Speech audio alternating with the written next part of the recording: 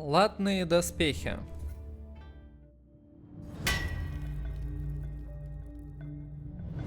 The battlefields of the 100 Years' War were full of danger. To defend against these weapons, a new type of armor was developed: plate armor.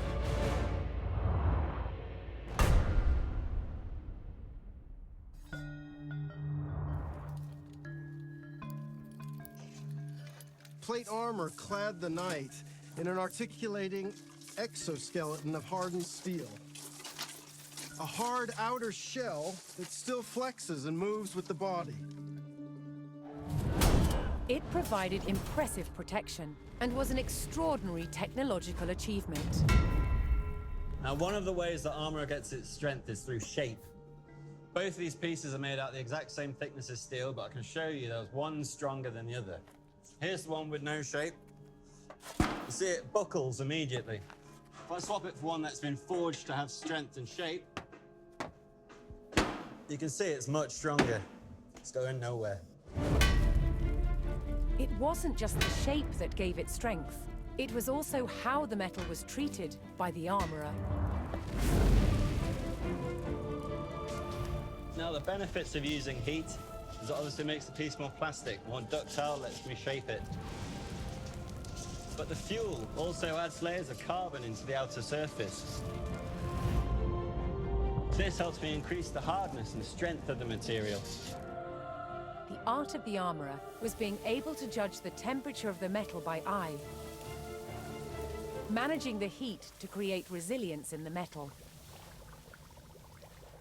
The combination of heat-treated metal and rigid shapes meant that armor didn't need to be so thick and heavy, making it much easier to fight in. But good quality plate armor did have its downside. It was very expensive. Now, not everyone could afford full steel plate armor. For the common man, there is the brigandine. Now, these are made up of overlapping steel plates that are then riveted through a textile outer. This gives you a much bigger range of movement, but is limited and is not as strong as a full steel breastplate. That said, it is much cheaper and much easier to maintain.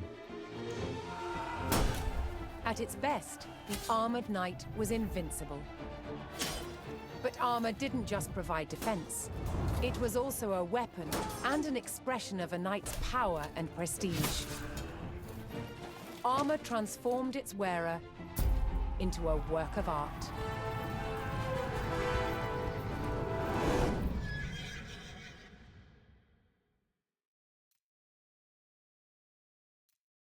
Вообще, конечно, они такую работу проделали для этой игры.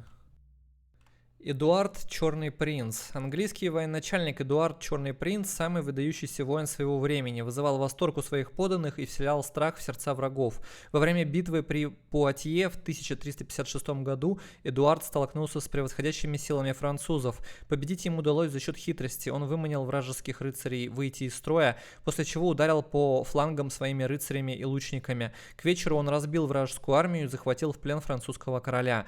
Эдуард прослыл настоящим рыцарем за галантное обращение с пленными, однако в глазах французского народа он оставался чудовищем. Черный принц был печально известен своими жестокими налетами на сельские поселения. В ходе этих налетов он беспощадно разорял и сжигал сотни деревень. Хорошо это или плохо, но в любом случае Черный принц олицетворял собой все английское рыцарство эпохи Столетней войны.